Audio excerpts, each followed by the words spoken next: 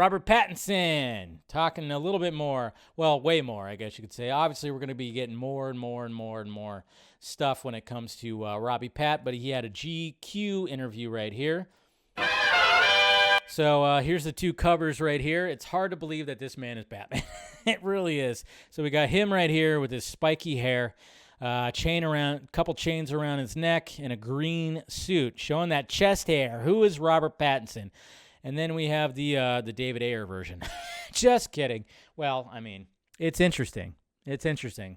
I mean, he does resemble kind of Joker-ish. He's got the teeth right there. He's got the chain still, wife beater, and he's got crazy blonde, messy hair right there. But I'm not going to play the video because I know I'll get dinged for it because it's GQ. But right here, though, we'll listen a little bit when he talks about the Batman right here. I got the audio on, so let's just listen. Not gonna play the video. Hopefully, I could just get away with just playing a little bit of the audio right here. It's just him, anyways. It's not like it's anything fancy when it comes to that stuff. Just total freaks all the time. Like, he is a freak.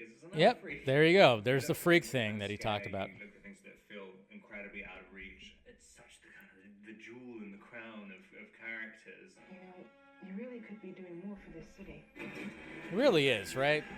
Can't miss that opportunity. Your family has a history of philanthropy, but as far as I can tell, you're not doing anything. It's just a totally different vibe. I mean, it's sad.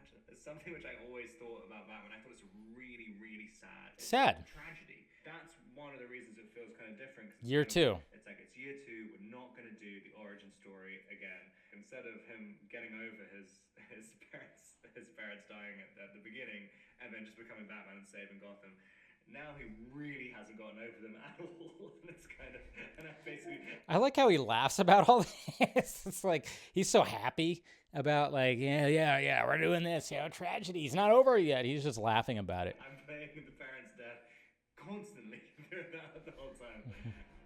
Jesus Christ. So it's funny.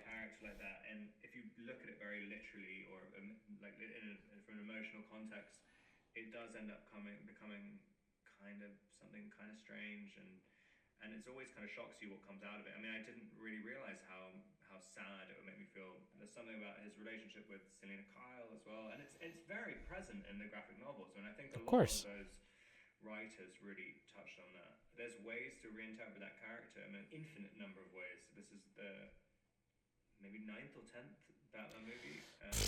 It does feel incredibly different. It's funny. Yeah, I think it's around that. Who are in the movie, and everyone else said like, no, and even Matt was saying, don't watch the other ones, don't watch any of the other movies, don't be thinking about that kind of stuff too much. But I was like, I've already seen all the other movies. I know, it's like, don't watch them. You've already seen them. All the other movies. It's not like you're trying to rescue like a dead character. I mean, they're all like really, really good portrayals. And I kind of really watched a lot of them on the run up to it to just see where's a gap in something that hasn't really been explored yet. But I think it's also really fun as well doing that, because it's like every single person who's played Batman is a pretty heavyweight actor, and they all have great. Very true.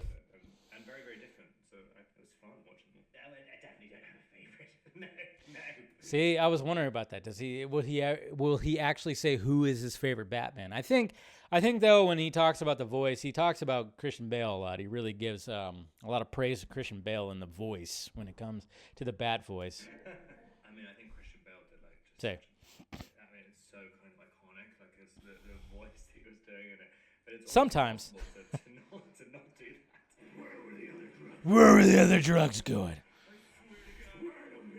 It's really hard to get into an artificially lower register. I mean, and to do it a long time, because I mean, there's a lot of scenes in this as well where you're kind of long dialogue scenes. So that's another thing too. Is like, especially with Christian Bale, it's like not only do they have to like talk in that low kind of voice, but they're also British. I mean, they have accents, so they also have to do that as well. So I mean, not like it's anything like too crazy, but just adds a little bit to it. Batman, which is quite unique out of a lot of the other movies in the series, and trying to kind of stay really, really low and have kind of nuance in the lines and stuff. I mean, it's really hard. It's really, really hard. When that light hits the sky,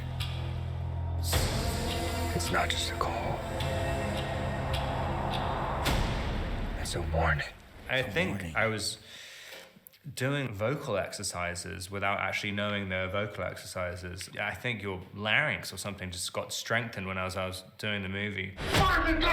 When I was doing ADR for it, I mean, I couldn't even do the voice again. I mean, I had to kind of, it had completely reverted I was talking back about to the normal. ADR. Who are you under there?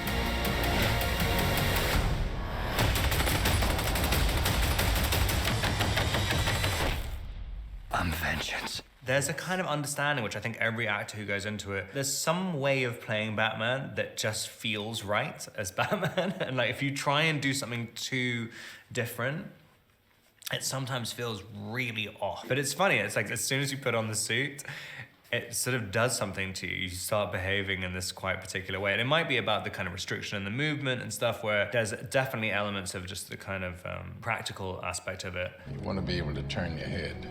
Sure made backing out of the driveway easier. You What's up, don't know Krypton? how you're going to feel until you put on the suit. And then just Yeah, I because know. this suit was I didn't have it on. a little bit I apologize. I didn't have the desktop audio triggered more on right now. articulated, so I because apologize. I'd done the audition. I was trying to in, do a I think it was commentary George on some of the Clooney's stuff. one, and it was He talks about George Clooney. particular Right way. And it here. might be about the kind of restriction in the movement and stuff, where there's definitely elements of just the kind of practical aspect of it. You want to be able to turn your head. Might get with you, turn your head. And of course, they talk about that. So yeah, he talks about that. He talks about sweating in the bat It's locked suit and all you're that stuff. boiling hot, like absolutely boiling. If you have See? any There you go. Talks about boiling hot. down your body a little bit. If I'm not mistaken, that's the one with the nipples, isn't it? It is, but then I keep getting That's the confused. one with the nipples, right? Jeez. So that's pretty much it right there.